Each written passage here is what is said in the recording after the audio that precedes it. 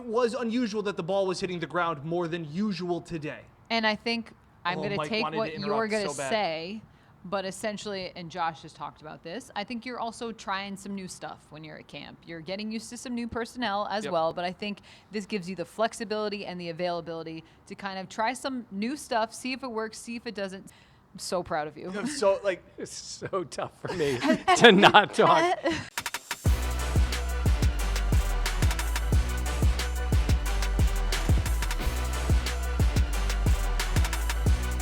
Buffalo Plus, your interactive look at the week in football, brought to you by Connors and Ferris.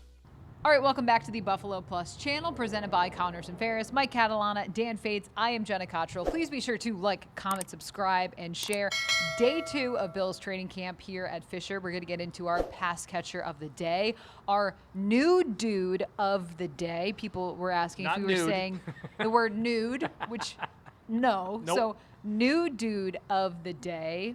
Talk a little bit about the Heat as well. But first off, where do you want to start with this, Mike? It's a cliche.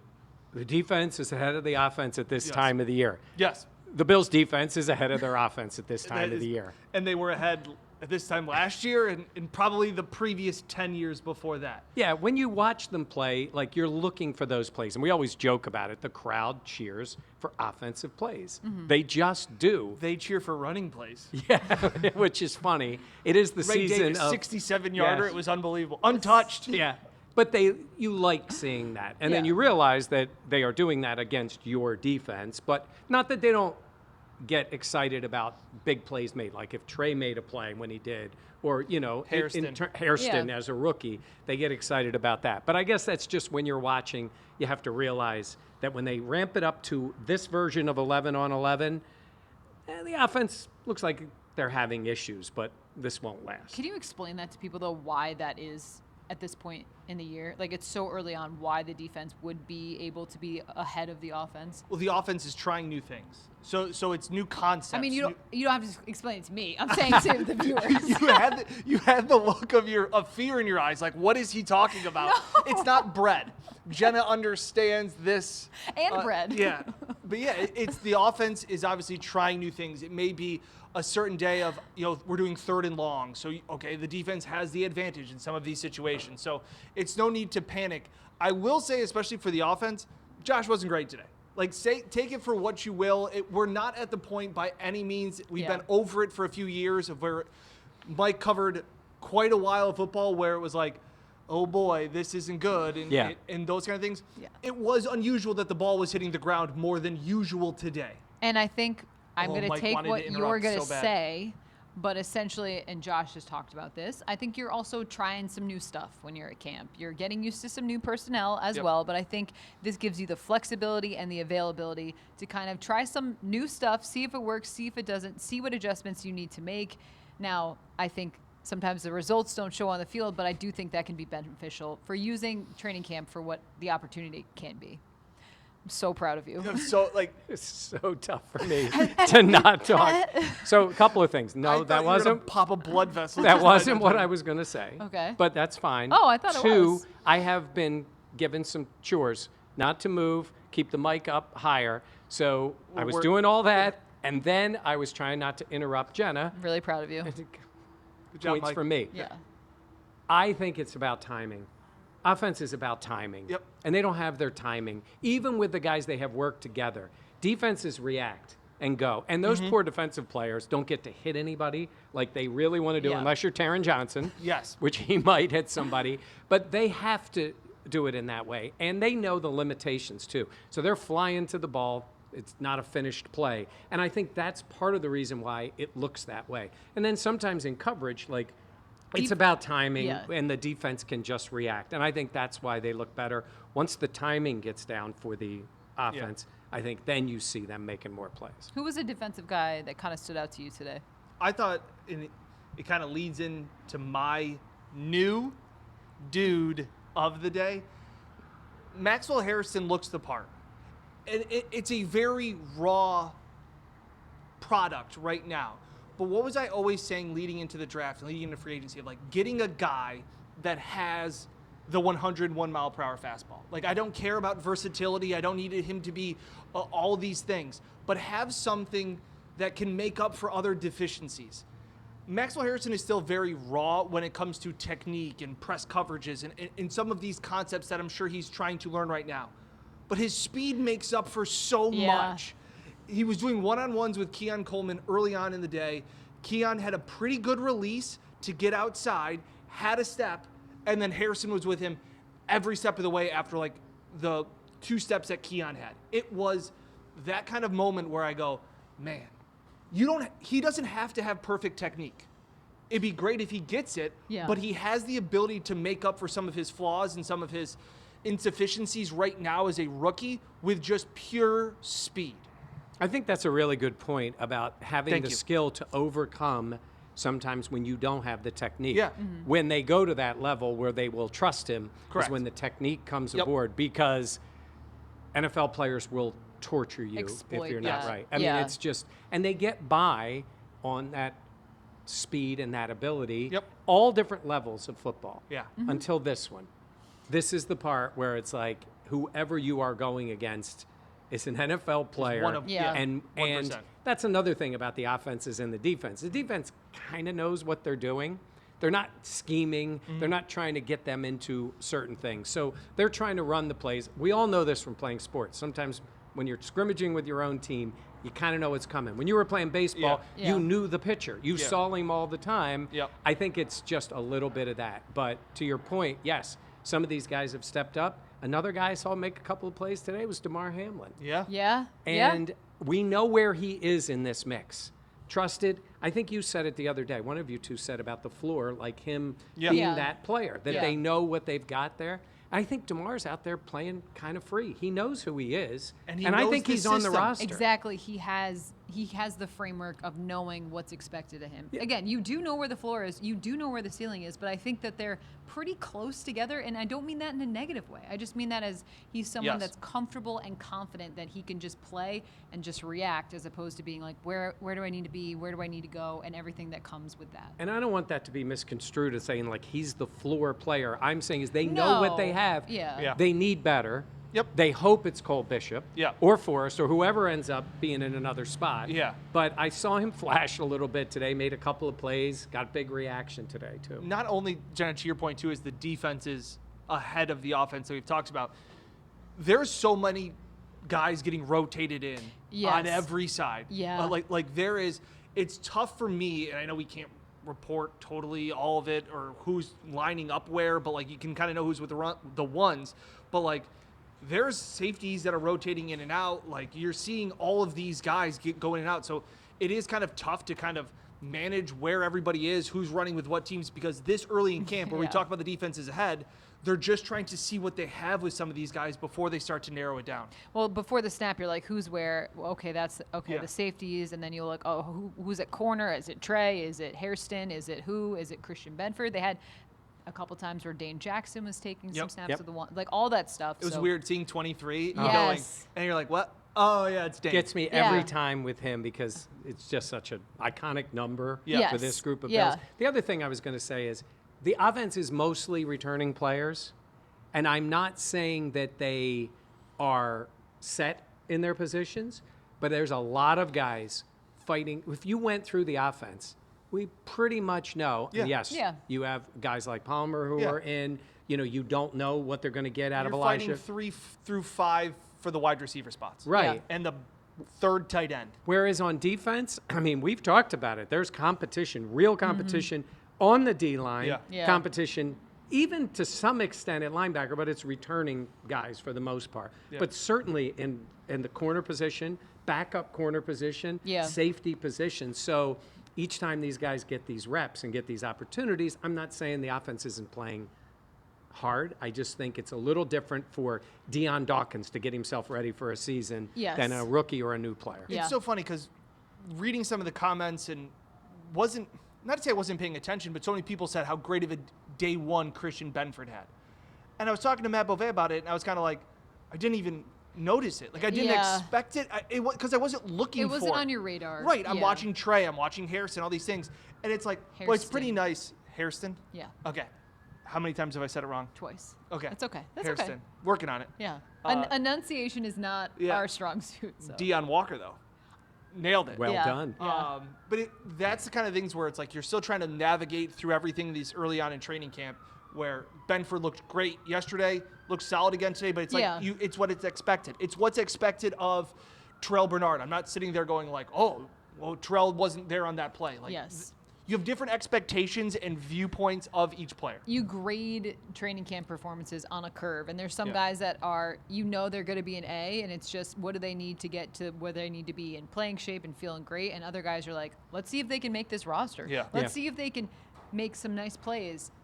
I will say Deion Walker, he's another guy I just noticed that he is huge. Yeah. Hey, we didn't mention it yesterday, but Sean said he does not have any limitations. Yeah. They're just going to go and see how it is. He Yeah. was limited That's all huge. throughout the summer, so you're kind of going to get a taste of what Deion Walker can be. Yeah. But it is something to see where we talk about, like when you say Terrell Bernard, well, we have seen him in the Correct. playoffs make Yep. tremendous play, right? You've seen that. He's in his prime. Then you look at young players either that we haven't seen on the field for the Bills or they haven't done it, they haven't played. Yeah. And then there's the other players, the guys who have done it multiple times, but whether it's Joey Bosa and how healthy he looks, whether it's Trey White and what he still has left, you get a glimpse of what that is here.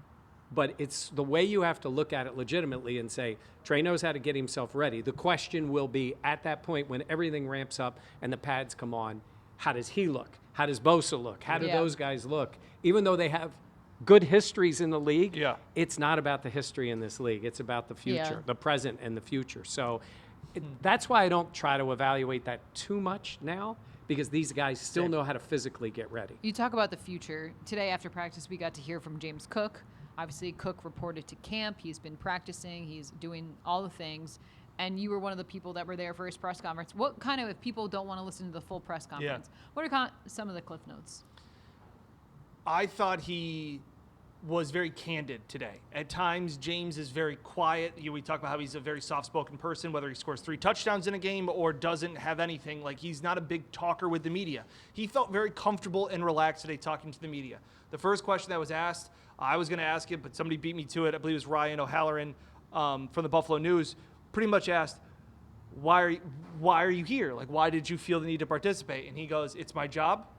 I'm here to participate. I need to participate on the field so I don't get fined. Okay. He also talked about not only that and the money aspect, but he owes it to his teammates. He wants his teammates to know. And that's something that Bean did emphasize yesterday. The fact that he's a competitor, that he loves his teammates, great teammate, all of these things. It got into the point of how confident are you that something will get done? And he goes, I'm not going to let this go. Like, I'm going to keep fighting for what I deserve, I want. And then somebody was kind of asking, Elena Getzenberg of ESPN asked, well, do you think you'll get what you want? He kind of says, it'll all work out, wherever it is. And Elena says, is that in Buffalo? And he kind of laughs and goes, wherever it is, it'll get worked out, wherever it is. Yeah. So I think it's kind of, especially after hearing Bean yesterday and Cook today, it's kind of where we were before. They talked about having open dialogue, but kind of our stance has been on it the whole time. They just appear so far apart from us. We are Not Not in the building. not in the building. It just feels like James is like, I'm going to get it, whatever it is, wherever it is. And Bean being like, we're open. Yeah. They just seem so far apart. I think when I look at it for him, listen, I want that guy to be healthy, play Yeah. great for the Bills. The health is the biggest thing. So what he is risking being out here is to get injured like any other time when he hasn't gotten paid. And even though they get that bump for this year, it's 5-point-some-odd million, it's not guaranteed, or a limited amount of it is guaranteed. So that's a lot of money. But as I said yesterday, he's worth more than that. So he's protecting himself. He's making decisions. So's Brandon Bean. Yep. Right? He's trying to make the best decision for the Bills. This guy's out here, James Cook, talking about his teammates and all. But they all know. The truth is, he's got to worry about himself, too. Absolutely. It's quite a place to be. And he's in the final year of a deal. This is when deals get done. Yeah. So if they don't come to an agreement, he's got to stay healthy, play well, and get the money elsewhere. I think Cook has done a good job, though, of like saying, like, I'm about my business. And also, I am here. I am doing everything that is expected of me. I wanted my teammates to know that I'm prepared, all that stuff. Like, I think it's easy to have the business side bleed over into things, but I feel like I really appreciate the way Cook is approaching it, because it's your money. And I kind of get how there would be situations where you'd be a little scorned at some point. Yeah, and I always am on the side of the players. Make as much money as you can. It is generational wealth to set up your entire family. Yeah. I scoff whenever fans are always like, "What's $1 million?" It's like, $1 million.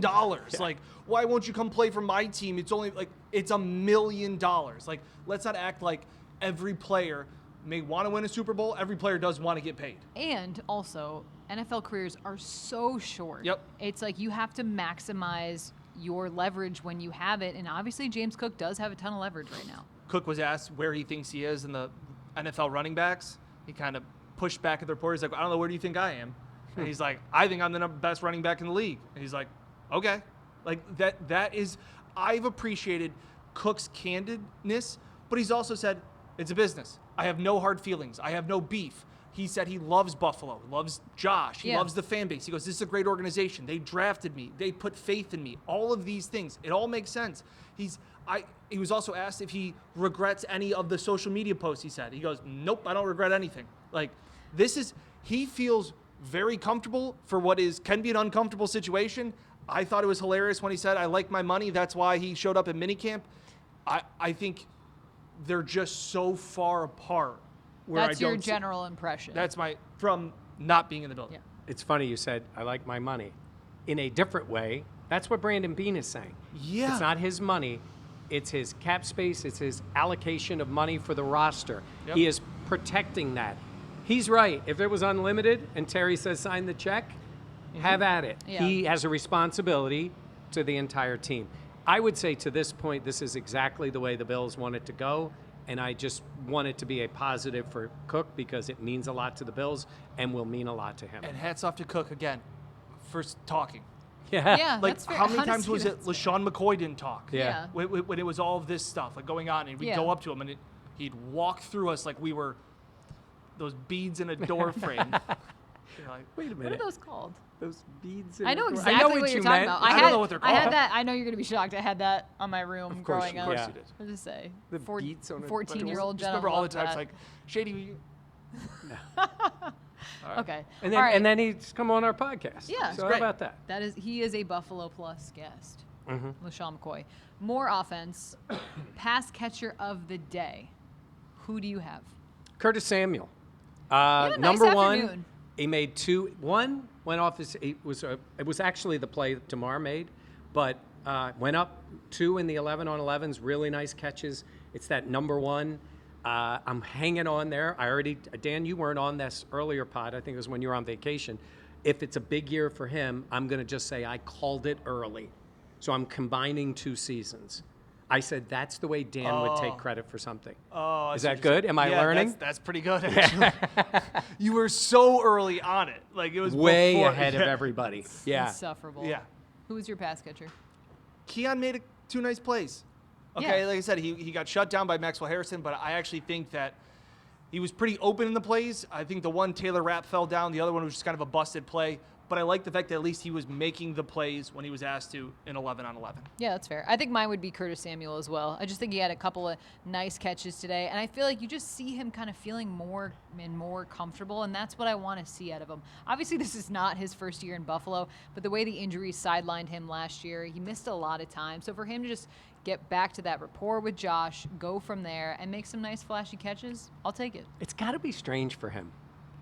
You know, he's a veteran who's had a lot of success in the league. Comes here, didn't happen last year. He's still on the roster, let's be honest, because of what he's making. Yeah. Like, they could have moved on from a player that maybe wouldn't have been in that top 3 wide receiver room. But Yeah. came on at the end. He had that game against Denver, which was really good. Yeah. He led the team in receiving Yes. yards in that You're game. right. He did, and I think that's encouraging. But, you know, he had the 4th down play against the Chiefs, too. Yep. But Yes. it's encouraging. But when you look at their receiver room, he's probably Yeah. 4th. I think so. Right, for a guy who's had a lot of good seasons in the NFL. Yeah. Yeah. Here we go. We're not going to do No, numbers again. No math. No math. I was right. Hand up. think I was wrong. I was right. Did you hear that? Can we We clip gotta clip that. We gotta clip that. They're the same thing. They are the same thing. They're the same thing. That's what I don't told know you. why there's two words for the same thing, but There's. You know, it's funny. When I look back at it, I was paused and I was thinking, my mind is just mush at the moment. Yep. Because I think Jenna's right, but I don't want to sound stupid. Well, And you so guys I said you bullied were me both into being right. like- but also it's the conviction that I come I was with. about to say. That's, yes. that's what it gets you. yes, That's yeah. how it My works. best friend Steve always has the saying: if you're in an argument with somebody, whoever wins is whoever just talks louder. Oh my God. It's a lot He's of, Italian. Yes. There's a lot of family fights that went that way. Yes. That's it. Okay, let's talk new dude of the day. And I already said Hairston. Okay. Hairston. Hairston. Okay, so that's fair. And Who then do you who's- have? All right, well, we were saying Jackson Hawes. Yeah. Mostly because today I noticed him. He and AJ Epinesa kind of got tangled up a little bit. They went to the ground, and AJ gave a little to Jackson Hawes. AJ. face mask. I've never seen First AJ. punch of training camp. Did not expect it to No, be would from AJ never be Epinesa. on my bingo board. No. That's it's a really card. kind of wild. It's a bingo card. Okay, that's fine. a You're right. Okay. He was ready for that. Yeah, yeah. I was like, I thought you almost said bongo board. I've played bingo before. that's fair.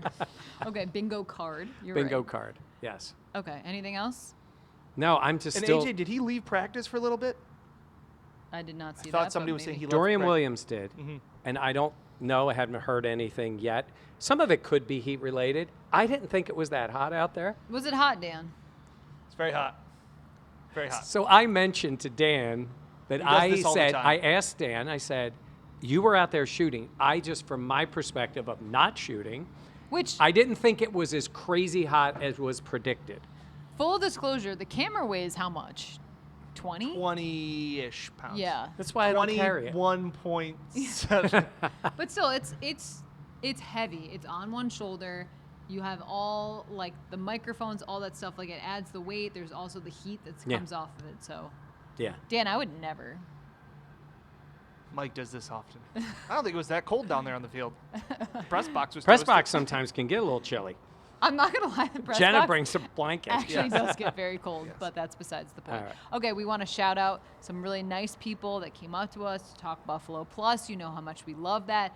Brad, O'Reilly, and Jan. We love it so much. Nailed it. Everyone, please be sure to like, comment, and subscribe if you have not already. We joke about it, but we want to take Buffalo Plus to the moon, so we need your help to do that. We're not doing credit to me, but credit to me. No movement, mic up high the whole time. Proud of you. That's I'm that's following big. directions. We love that for you. Well done, champ. All right, we'll have plenty more coverage. There's another day of camp on Friday, and then obviously there's a break on Saturday. They'll be back to camp on Sunday. We'll have all the updates from here, from Fisher, for Mike Catalana and Dan Fetes. I'm Jenna Cottrell. Please be sure, again, to like, comment, subscribe, and share. Reminder, you can find the audio podcast available wherever you listen to your podcast. Just check it out, creatively named Buffalo Plus. All right, thank you so Nailed much for it. watching. What a host. We'll catch you next time here on the Buffalo Plus channel, presented by Connors and Ferris.